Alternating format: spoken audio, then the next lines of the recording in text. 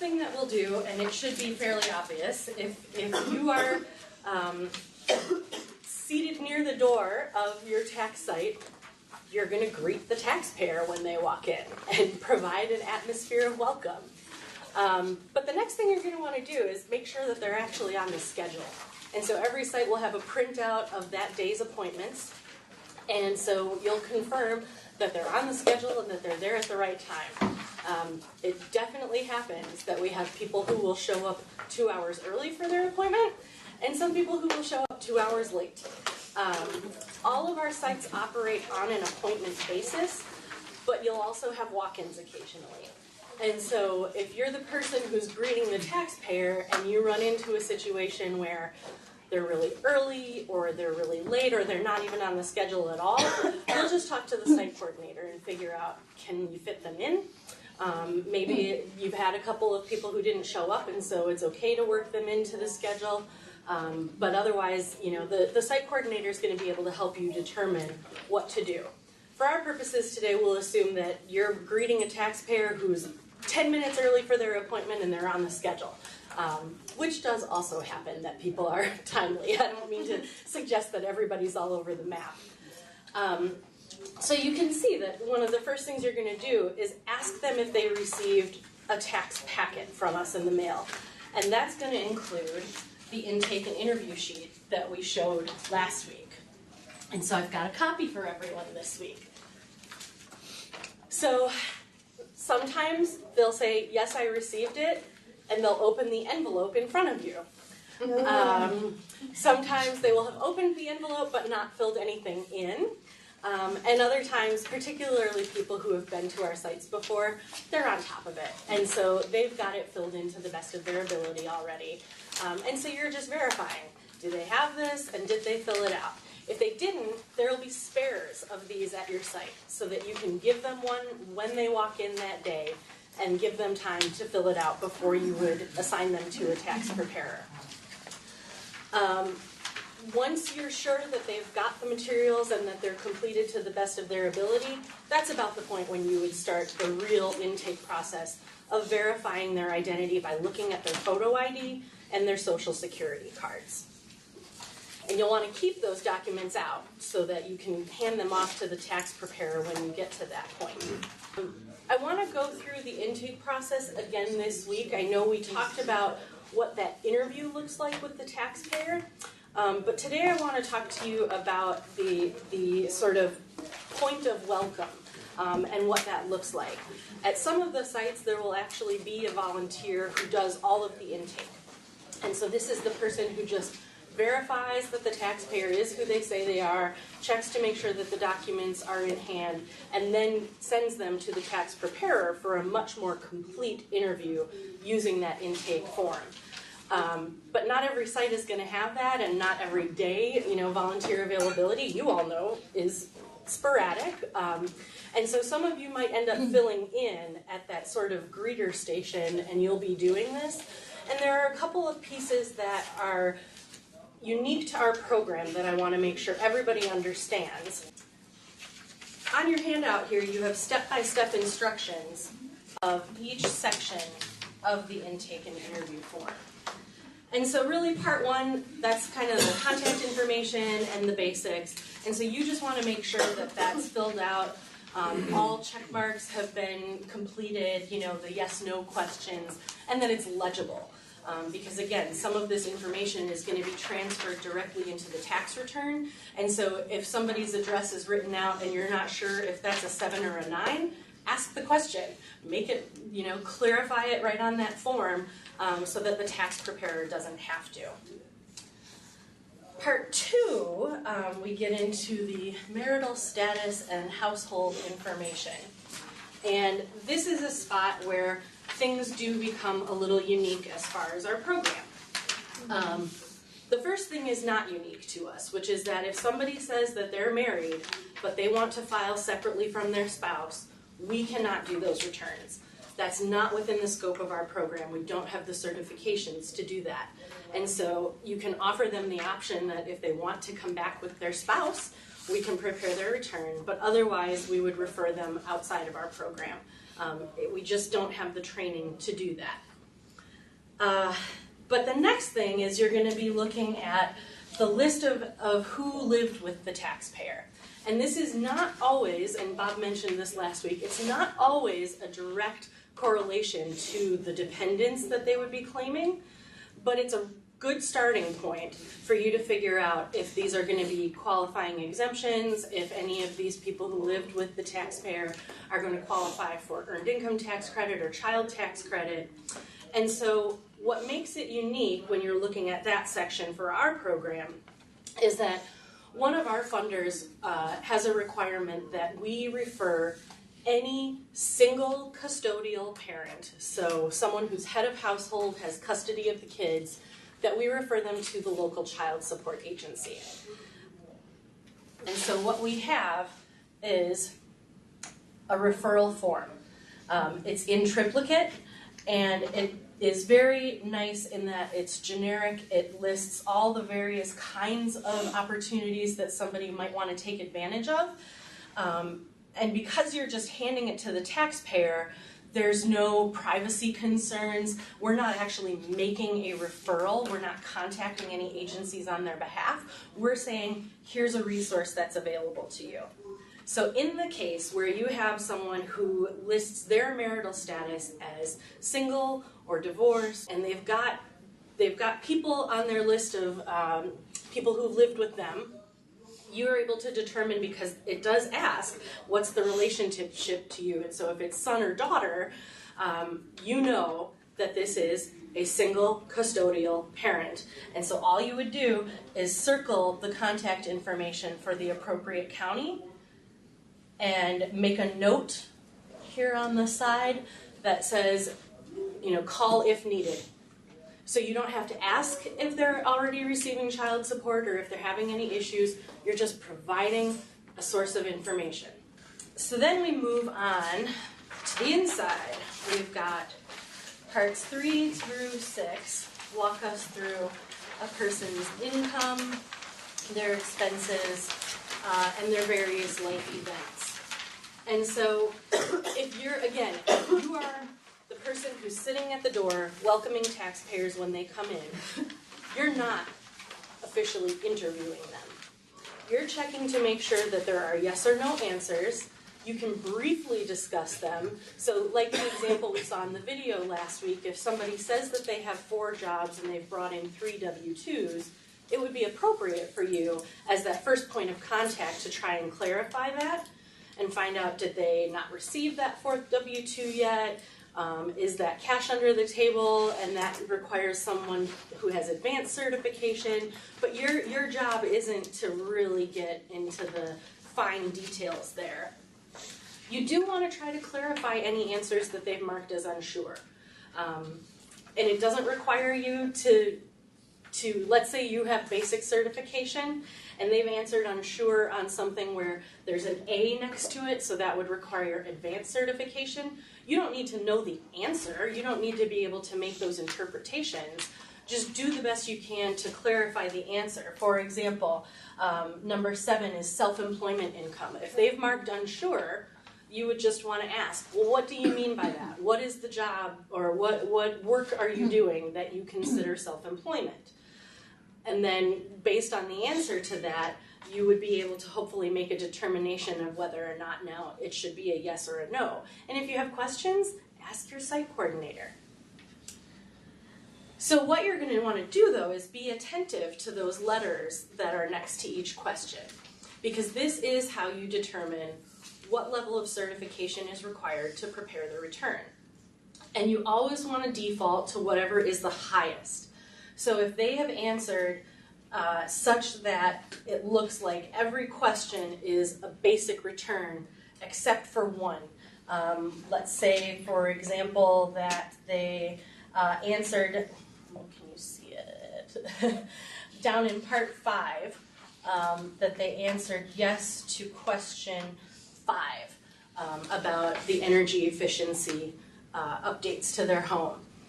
Even though everything else about their situation is a basic tax return, because that question they answered yes and there's an A next to it, they need to see an advanced preparer. You wouldn't say, oh, well, Connie can get you started because she has basic certification, and then when we get to those questions, we'll have you go meet with Joanne.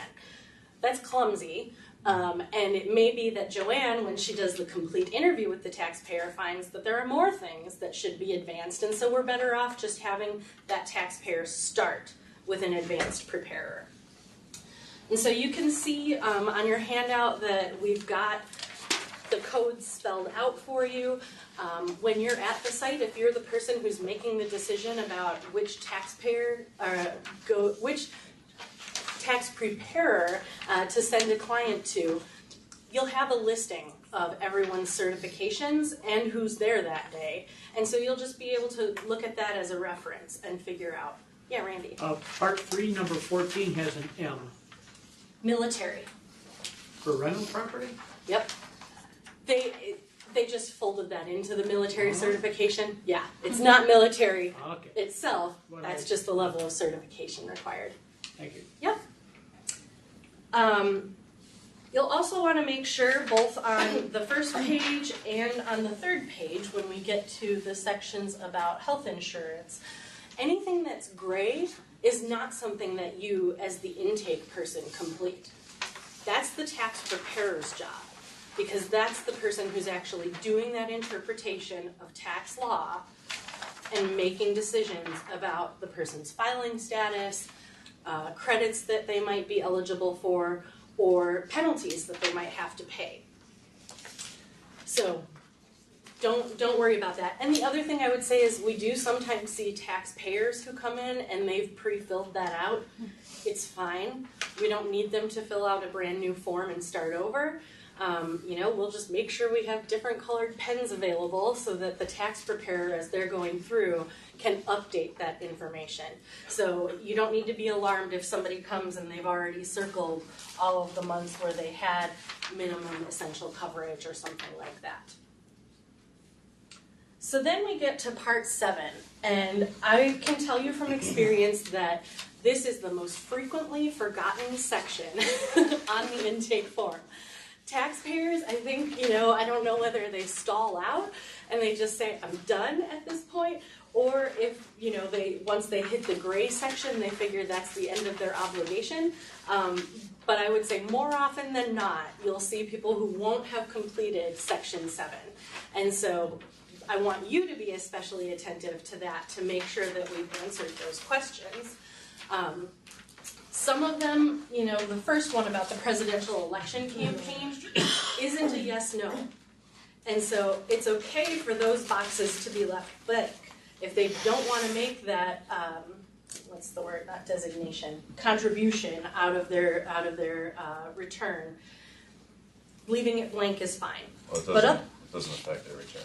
Right. So. Yeah, and that I was going to say refund, and I was like, that's not what I mean either. There's basically out of the taxes that you pay, so money that will not be refunded to you. So in the pot of tax money that stays with the government, they ask you, do you want to designate $3, your $3 from this pot, not from your money, but from this pot, to be moved over to this presidential election fund? It's convoluted. Most people don't understand it. We do our best to explain, like you said, it does not affect your tax return. It's just a box that we check on it, but it won't change your refund. Most people say no, and that's fine. But I just wanted to make the point that, most of what we see on this form is yes or no questions, and so you always want to have something checked.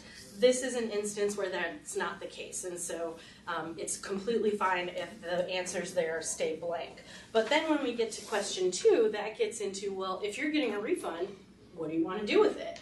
And so this is a great time to refer back to the Save Your Refund promotion. Remind people about that opportunity that if they put $50 into a savings account or any sort of savings vehicle, and then get the rest of their refund back by check, by direct deposit to a checking account, that they're eligible for that $100 weekly prize. And so you as the intake person are one of the people who kind of plugs that promotion once more. And they're going to have a copy, in addition to this, they're going to have a copy of this tax refund worksheet that they get with their appointment materials. So this is already prompting them to think about what they want to do if they're expecting a refund. This is, the initiation of those 7 points of contact that I talked about last week. So when they get their materials from us in the mail saying, great, we look forward to seeing you in 2 weeks at your appointment at this date and time, they get this intake form to fill out, but they also get this tax refund worksheet. And so it gets them thinking about, especially many of them know that they're going to be receiving a pretty hefty refund, to be thinking about, what do I want to do with it? And as we discussed last week, most people already have a plan, and that's fine, but we're giving them the opportunity, we're giving them the prompts to be thinking about what they could do to split their refund. And so there's a little sidebar over here, but there's 2 points that we want to make for the taxpayer. So there's the opportunity for them to start their own retirement account, and then below is that Save and Win promotion. So again, you'll be able to talk to them about that. Now, a lot of people are going to be unfamiliar with that myra.gov. It's pretty new, and so in addition to having a spot on this form where they would list their direct deposit information for savings and for checking, we have a spot also at the bottom that if they want to receive their refund by check, great. We're not going to badger them into savings. We're giving them all the options. But among those options, let's see if I can zoom out now, is information about the MyRA account. And so the back side of that refund worksheet is going to walk them through, if they're ready to make that leap, how to set up an account. It's extremely simple. They can do it by phone, and they don't even need to have a starting balance. So someone can set up that retirement account before they come to this appointment, to their tax appointment, and then be able to use that routing number and send some of their refund to that retirement account. Now, if you'll flip to the back side of your intake worksheet, this is where we're wrapping up. So you've gone through the form completely, you've verified answers at a basic level, and you're ready to hand it over to a tax preparer. You're going to be collecting as you go the various forms of documentation. So that first question about wages, if they've got W-2s, you're going to take those. As you move through the questions about, Social Security benefits, you'll take that statement. What you want to do is just be assembling everything in order of how it appears on this sheet, and then just tuck it inside, so that when you hand it off to the tax preparer, they have everything they need in order already to verify, oh, I see you have income, and here are your W-2s. Oh, you also have Social Security income? Great, I've got your statement. And so they've got everything they need to walk through this, and you'll tuck that tax refund worksheet in there as well. You'll also want to make sure, I told you at the beginning, you're going to ask for their Social Security number and their photo ID. Just tuck that right on top of this so that you can just hand the whole packet off. One more step that we will be taking before we actually pass that person along to a taxpayer preparer is to have them complete a demographic survey. So this is going to be completely separate from their tax return. We don't need the information as part of their tax return, but our funders do want to know a bit about who we're serving. And so some of it is pretty basic information that you might be able to even interpret from the tax return. I mean, ages, you're going to know based on the number of dependents that you're including. But as we've talked about with family situations, what shows up on the tax return isn't always what you see in a person's house. And so maybe you have parents who are sharing custody of children, and so one year mom claims the son, the other year dad does, and so this might be the year that it looks like this is just a single person. And so you're not going to be able to capture who actually is included in that household. And so we just ask some basic questions. It's kind of like a job survey when they ask you about your race and ethnicity, your education background.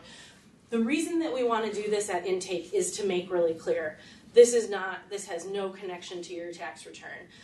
If somebody balks at completing this survey, this is not something that I want to force. And so we'll just report back to our funder that out of the 750 families that we served this year, 500 elected to complete this survey, and here's the information that we have on it. But, do encourage them and remind them that it's going to be completely anonymous. And we do have a couple of questions on them about how people manage their money and whether or not they have different types of accounts and what they're planning to do with their refund. And that is information that's going to be used by our program. If no one selects that they have an individual retirement account, and then at the end of the tax season we find that people were deferring money, we know that we made that happen. So, again, pass this off to the taxpayer. This is also a really good filler. If all of the tax preparers are busy and it's going to be a 5 or 10 minute wait before you can actually get their tax return started, they can complete this. And then you want to give them the instruction to bring it back to you at the intake station because, again, keeping it separated from the tax appointment. But once you've handed that off to them, if they're ready to go to a preparer right away, they can be working on that while the preparer does their return. And so again, I just remind you, you want to make sure that you've assigned the right level of certification. So even one yes answer on an advanced, if you run into something like that, where they've selected yes to a thing that has M or HSA, you need to make sure that the preparer has that level of certification that you assign them to.